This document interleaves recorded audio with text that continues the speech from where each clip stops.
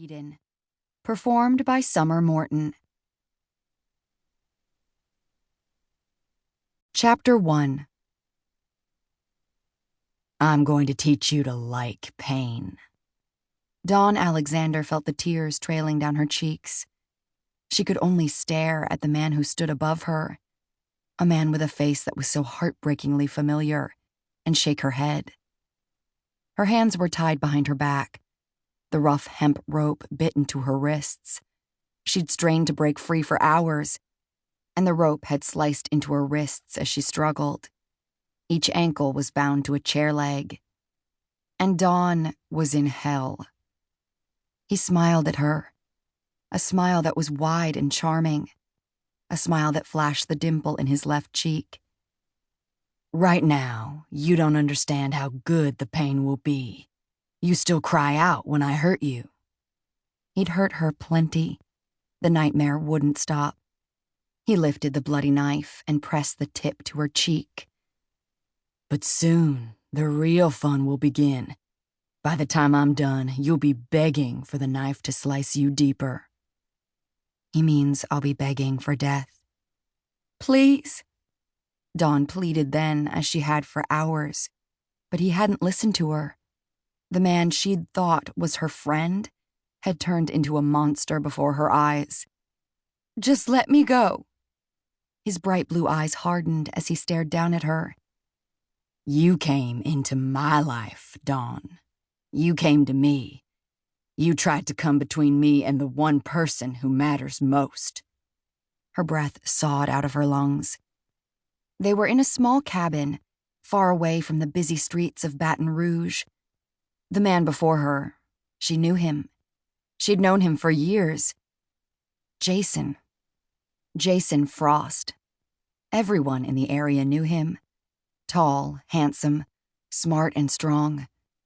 Jason had been the star athlete on the football team, the guy most likely to succeed. Sure, there were plenty of stories that had swirled about his family, or rather, his father. But Jason, with his perfect looks and easy charm, had been the one all the girls loved. But not me. I didn't love him. Because she'd lost her heart to his younger brother. She'd fallen fast and hard for Tucker Frost the first time they'd met.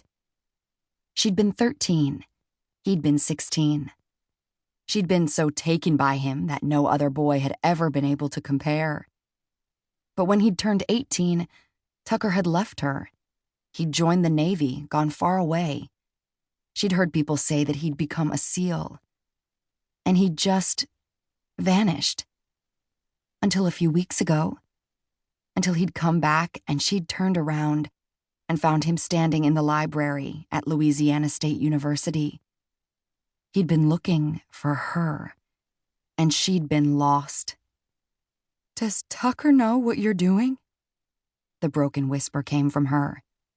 That had been her darkest fear as the hours had slipped by, and her pain had continued. Jason had picked her up from her dorm room. He'd said that Tucker wanted him to give her a lift out to their place. She'd gone so easily, so happily, never hesitating. Only he hadn't driven her to their home. He'd taken her away from the city, to the edge of the Mississippi River, to this little cabin. The first time he'd hit her, she'd been stunned. Too stunned to move. The second time, he'd hit her so hard she couldn't move.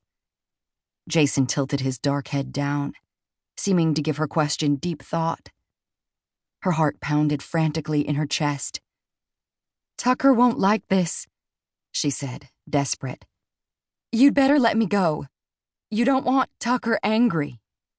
His head lifted. His eyes the exact same shade as Tucker's, met hers, and he smiled again. Tucker's smile. Oh, God. Of course he knows. Why do you think he came to see you when he arrived back in town? You've been on our list for quite a while. Her heart stopped. Dawn shook her head. No. Anger was there, beating just below the terrible fear. Tucker wouldn't do this. Not Tucker. He'd...